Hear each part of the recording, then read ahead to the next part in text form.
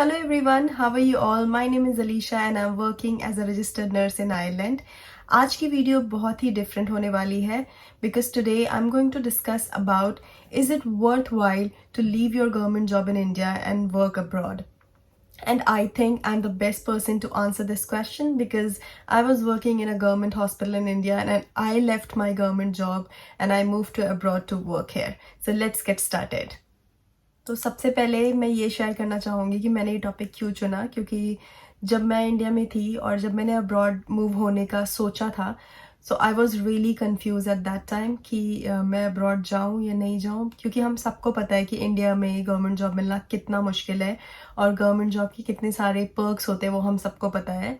तो I know जितने भी लोग इस वीडियो को देख रहे हैं और अगर आप गवर्नमेंट हॉस्पिटल में नर्स हैं तो मैं आपकी कन्फ्यूजन को अच्छी तरह से समझ सकती हूँ, क्योंकि एक ऐसा टाइम था जब मैं भी कंफ्यूज थी। और उस टाइम पे मैंने यूट्यूब पे सर्च किया और गूगल पे भी सर्च किया कि मैं डिसाइड कर पाऊँ कि किसी के एक्सपीरियंस से या किसी के कोई वीडियो से या किसी के कोई ब्लॉग से कि मुझे पता चल सके कि क्या ये सही डिसीजन है या नहीं है। पर मुझे ऐसा कुछ भी मिला नहीं जिससे मैं डिसाइड कर सकूं। So finally I took that risk and I was like okay, जाके ही देख लेते हैं। तो इसीलिए मैंने सोचा कि ये टॉपिक ज़रूर कवर करना चाहिए। और जो मेरे कलीग्स हैं जो अभी गवर्नमेंट हॉस्पिटल में जॉब कर रहे हैं, उन्होंने मुझसे पूछा कि whether is it a good decision, what do you think, what is your opinion. So I am gonna share my own opinion in this video. मैंने जो भी पॉइंट्स बनाए और जो भी मैं डिस्कस करूंगी वो सब मेरा अपना ओपिनियन है जो मैंने फील किया है। So I am gonna divide this video into 2 parts. और पहले हम सारे जो प्रॉज है वो डिस्कस करेंगे और उसके बाद कॉन्स डिस्कस करेंगे कि क्या क्या कॉन्स हैं। So let's begin with pros. तो सबसे पहले बात कर लेते हैं सैलरी, सेविंग और मनी। तो जितनी भी नर्सेज इंडिया में गवर्नमेंट हॉस्पिटल में जॉब कर रही हैं, आई नो आप सबको बहुत अच्छी सैलरी मिल रही होगी और सबका एक ही क्वेश्चन होता है, जो मेरे कलीग्स हैं, फ्रेंड्स हैं, उनका भी एक ही क्वेश्चन है कि हमें ऑलरेडी अच्छी सैलरी मिल रही है और हम उसमें से कुछ बचा भी पा रहे हैं। तो अगर हम अब्रॉड मूव होते हैं तो हमारी सैलरी तो ज़्यादा होगी पर उस हिसाब से हमारा एक्सपेंस भी ज़्यादा होगा। तो येस, बिल्कुल एक्सपेंस ज़्यादा होगा क्योंकि यहाँ पे टैक्स भी ज़्यादा है, अकोमोडेशन भी बहुत एक्सपेंसिव है और हमारी इंडियन ग्रॉसरीज भी बहुत एक्सपेंसिव है। But let me tell you कि जैसे हमारी इंडिया में सैलरी फिक्स होती है कि अगर आपको एक पर्टिकुलर अमाउंट है, आपको हमेशा सेम सैलरी आएगी, पर यहाँ पे ऐसा नहीं है। यहाँ पे डेफिनेटली आपको जितनी भी आपकी सैलरी, आप उससे ज़्यादा भी अर्न कर सकते हो। और वो ऐसे कि आपके पास यहाँ पे बहुत सारी अपॉर्चुनिटीज़ है। आप अगर नाइट शिफ्ट करना चाहते हो तो आप ज़्यादा नाइट शिफ्ट कर सकते हो, नाइट शिफ्ट्स की एक्स्ट्रा सैलरी मिलती है। आप बैंक हॉलीडेज़ में काम कर सकते हो, उसकी डबल पे मिलती है। आप संडे को ड्यूटीज़ कर सकते हो, डबल पे मिलती है। एंड अपार्ट फ्रॉम दैट आप ओवर टाइम्स कर सकते हो जिनके एक्स्ट्रा पैसे मिलते हैं। And let me tell you, आप जो भी पैसा यहाँ पे कमाते हो वो शायद यहाँ के लिए सफिशिएंट होगा। मैं ये नहीं कहूँगी यहाँ के लिए कम है, बिकॉज नर्सेज जो है वो यहाँ पे काफ़ी अच्छी सैलरी मिलती है नर्सेज को। तो यहाँ के हिसाब से वो ओके है, बट इंडिया के हिसाब से वो बहुत ज़्यादा है।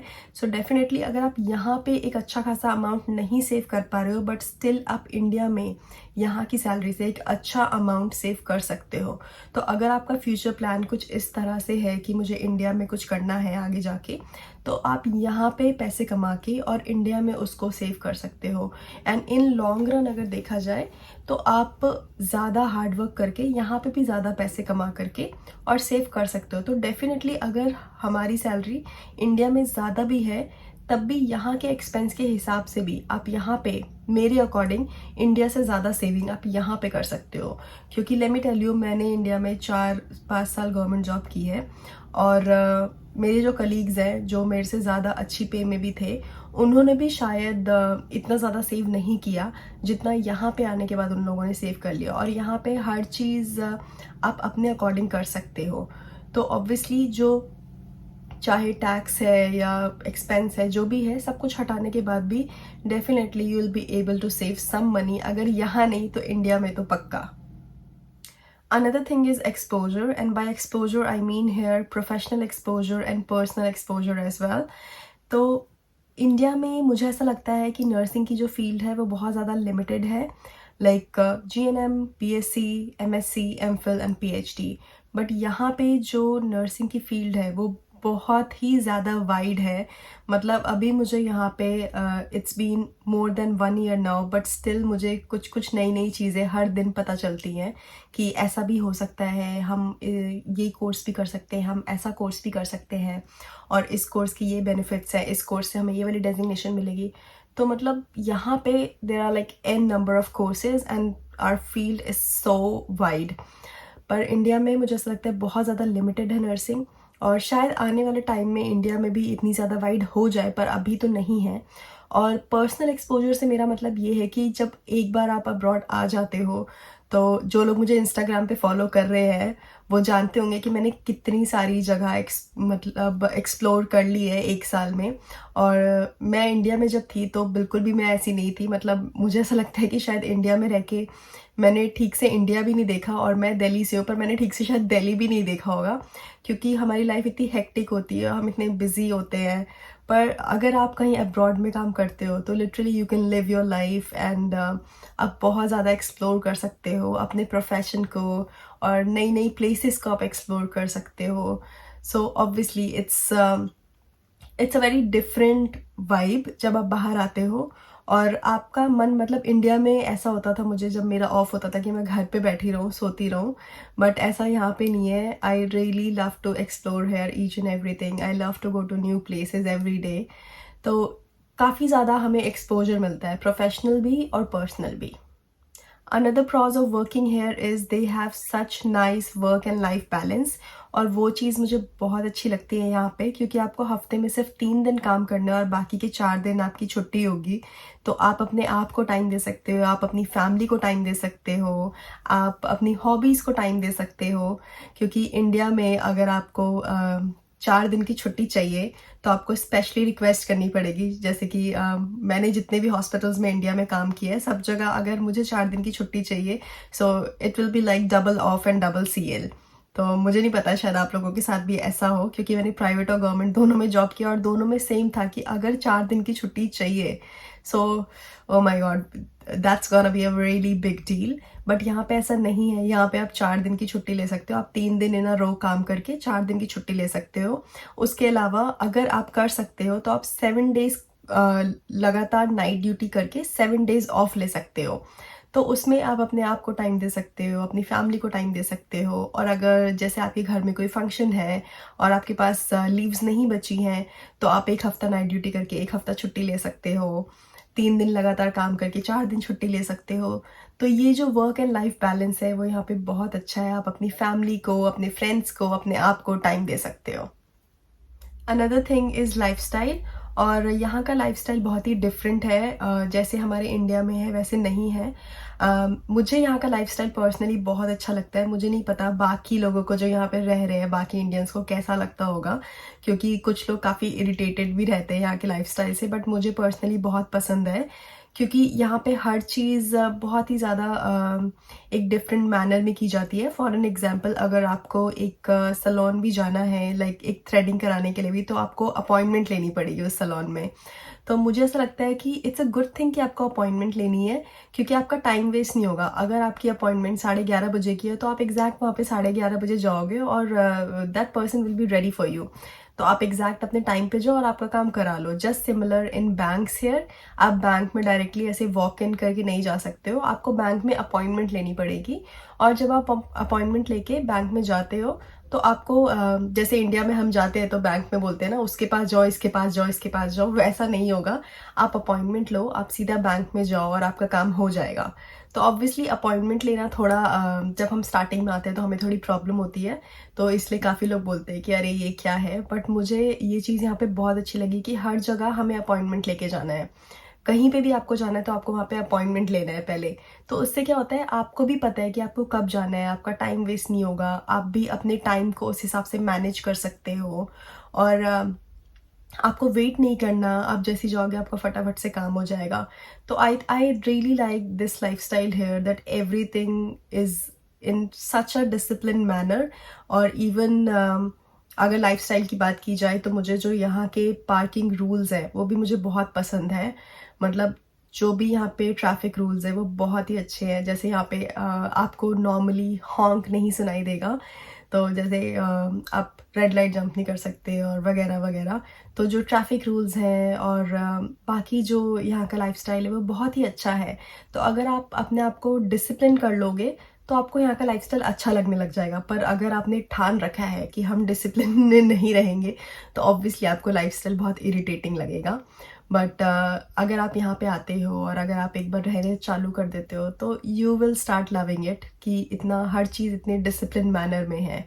मतलब जब लिटरली आप रोड पे देखोगे तो सारी जो गाड़ियाँ होंगी अगर रेड लाइट पे खड़ी है तो वो एक के पीछे एक के पीछे एक खड़ी होगी। ऐसे नहीं कि कोई भी कहीं भी टेढ़ा मेढ़ा खड़ा है और कोई भी किसी को हॉन्क नहीं कर रहा और सब एक दूसरे को साइड दे रहे हैं। तो this life style is really nice, people here are really welcoming.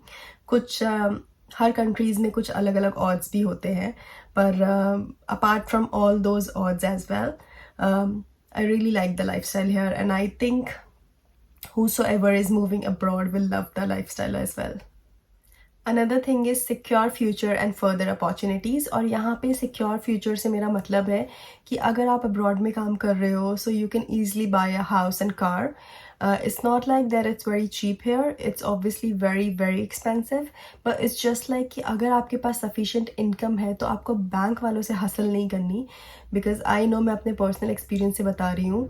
मैं एक गवर्नमेंट एम्प्लॉय थी और मैंने मतलब 4-4.5 साल काम कर लिया था और उसके बाद भी जब मैंने इंडिया में कार खरीदी और घर खरीदा तो दे वर लाइक इतना सारा वो बैंक वालों के साथ हासिल था। उनको हमेशा कुछ ना कुछ प्रॉब्लम्स हैं, ये डॉक्यूमेंट नहीं है, वो नहीं है। और apart from that they have this rule कि अगर लड़की होम लोन ले रही है तो उसमें नहीं ले सकती and whatsoever, like there are like n number of weird rules and regulations in India for banks and for these loans।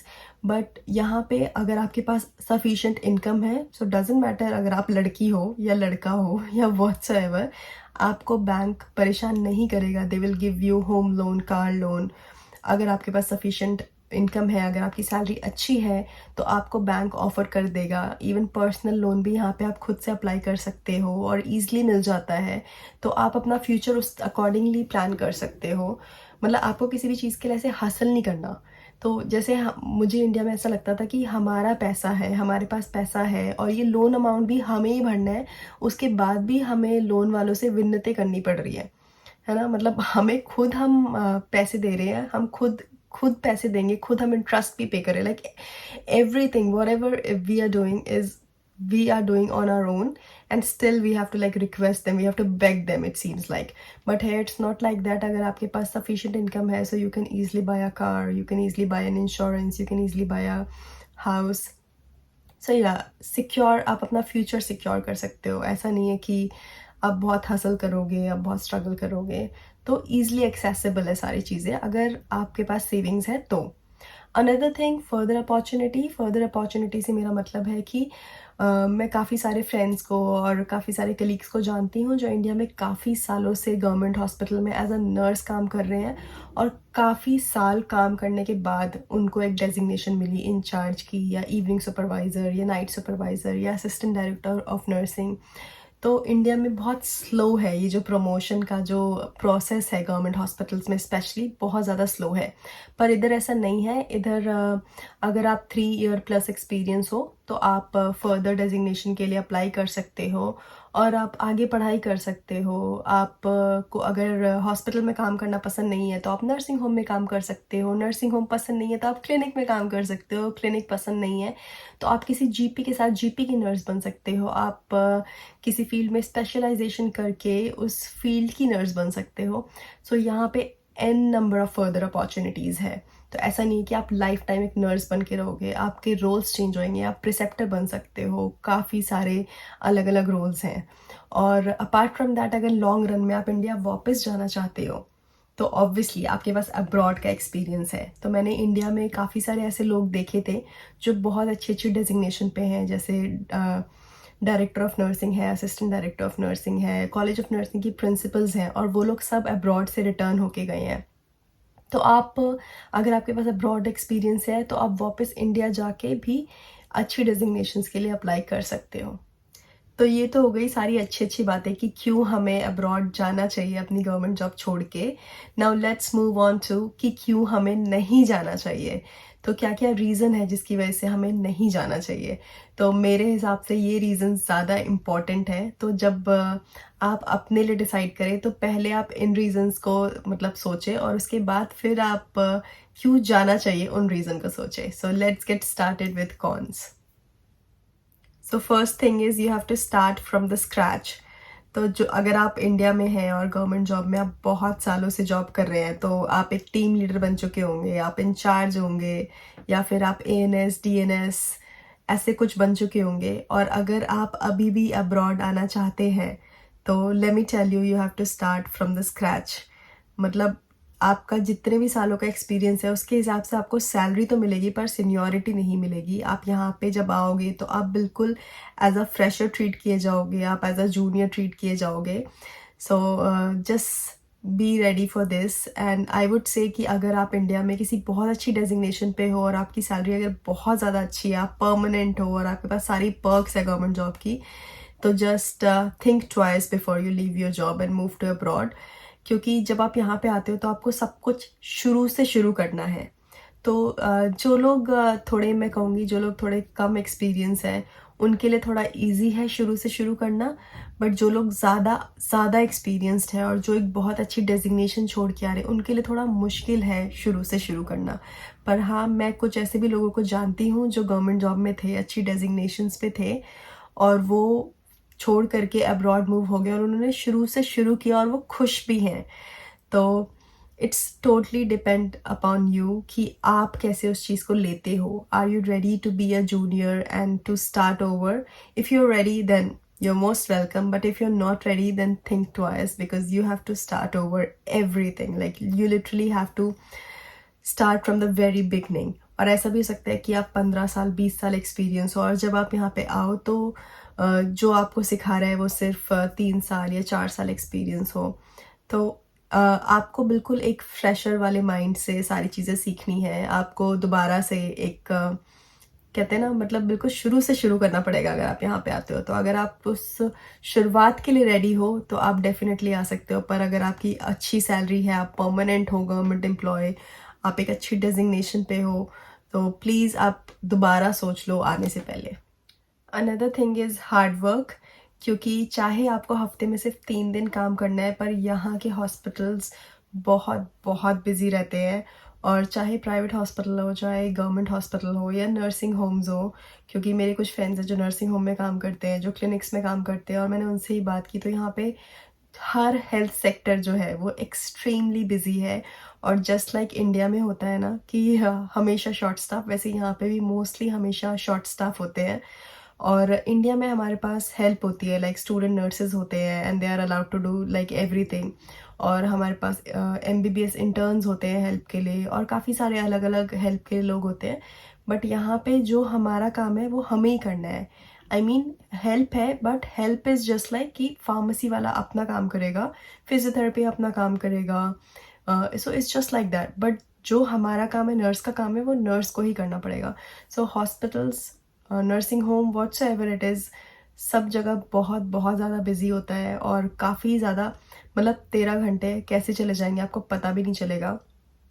And to be very honest, मैंने कभी नहीं सोचा था इंडिया में कि ये यहाँ के हॉस्पिटल्स इतने बिजी होते होंगे और यहाँ पे भी शॉर्ट स्टाफ होता होगा। तो जब मैं आई और जब मैंने देखा कि they are like extremely busy और हमेशा बहुत ज़्यादा बिजी रहेगा फ्लोर। और लिटरली अगर आप गवर्नमेंट जॉब में है तो क्योंकि मैं उस जगह पे काम कर चुकी हूँ, जबकि मेरा जो हॉस्पिटल था वो भी बहुत बिजी था और हम लोग काफ़ी काफ़ी ज़्यादा बिजी रहते थे हमेशा। फिर भी दिन में जैसे डे ड्यूटी में भी एक टाइम तो ऐसा आता है कि आप फ्री हो जाते हो और नाइट शिफ्ट में भी एक टाइम तो ऐसा आता है कि आप फ्री हो जाते हो। पर इधर ऐसा नहीं होता है, इधर ऐसा वो टाइम नहीं आता है जब आप फ्री हो जाते हो। Like it's gonna be always busy, even during daytime, night time, whatever shift it is, it's always busy.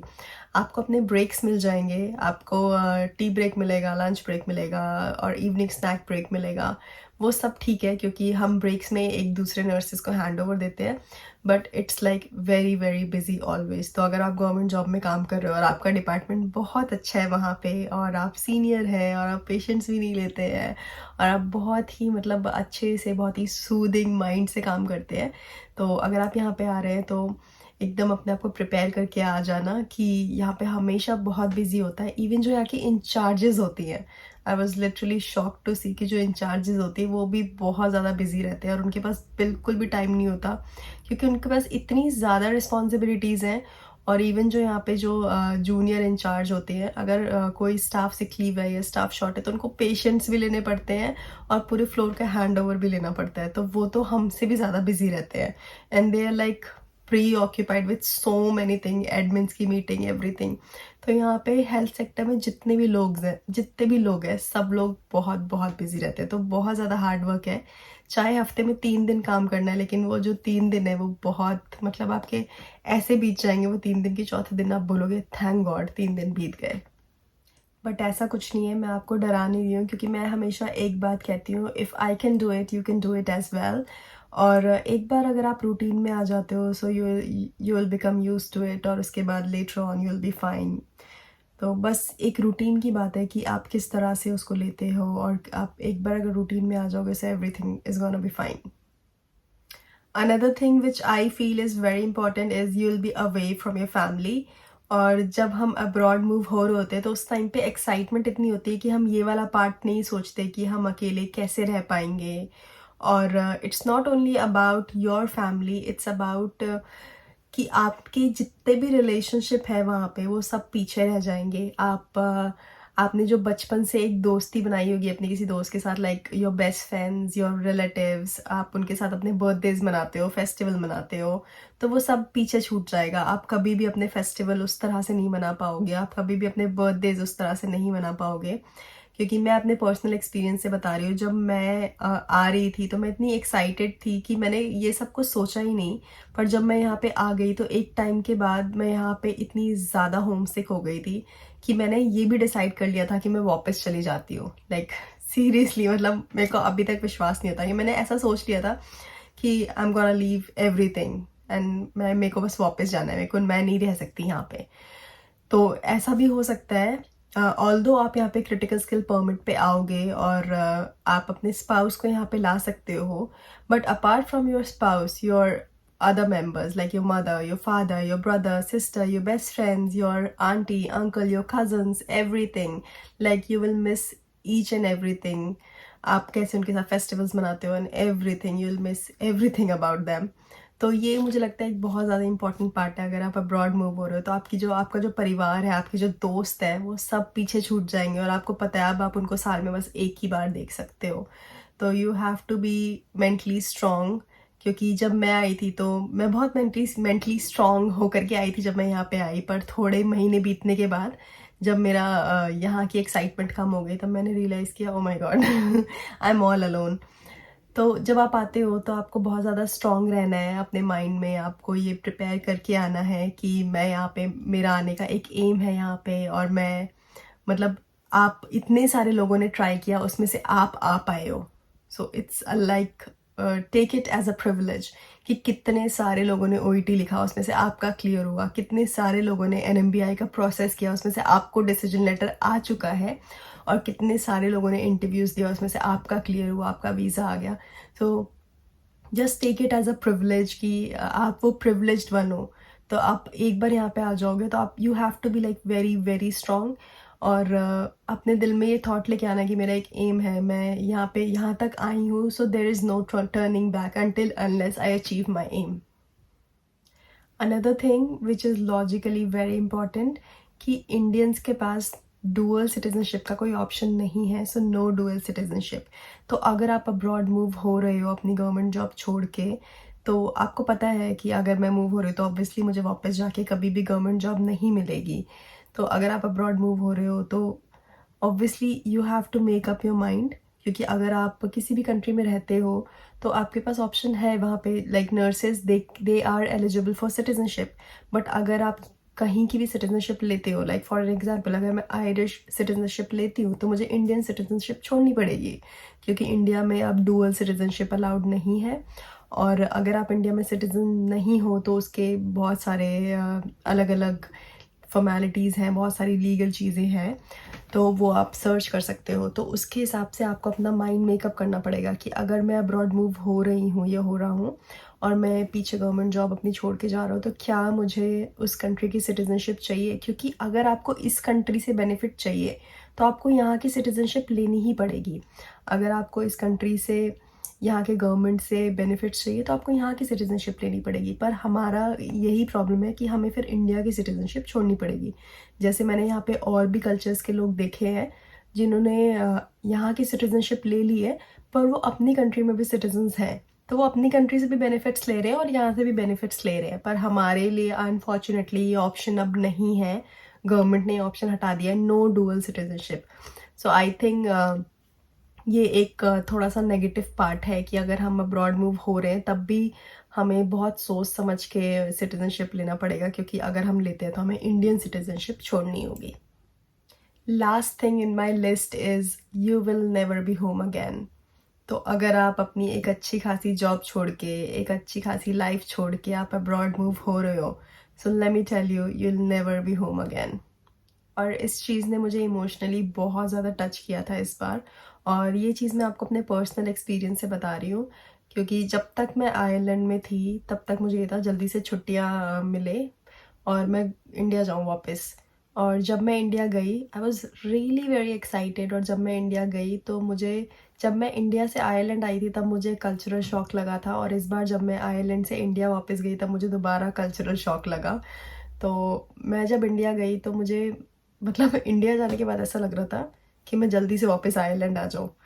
तो मुझे ऐसा लगता है कि तब मैंने अपने घर वालों को बोला कि अब ये डिसाइड कर पाना बहुत ही मुश्किल है, whether I want to live in India और आयरलैंड, मतलब मैं कहाँ रहना चाहती हूँ in future, because it's gonna be really very difficult for you to decide later on.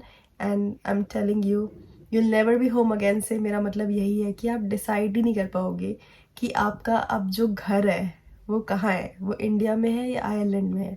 क्योंकि आपको यहाँ का सब कुछ अच्छा लगने लग जाएगा बहुत ज़्यादा, और कुछ चीज़ें होंगी जो आपको यहाँ की बहुत पसंद होगी और कुछ चीज़ें होंगी जो आपको इंडिया की बहुत पसंद होंगी। जैसे मेरे लिए, मुझे यहाँ का वेदर और यहाँ की एयर, यहाँ का हर चीज़, यहाँ की जो ब्यूटी है, एटमॉस्फेरिक ब्यूटी है, यहाँ का लाइफस्टाइल बहुत पसंद है। पर इंडिया में मेरी फैमिली है और इंडिया में मेरा घर है, मेरा कंफर्ट लेवल है, तो मुझे वो चीज़ बहुत पसंद है।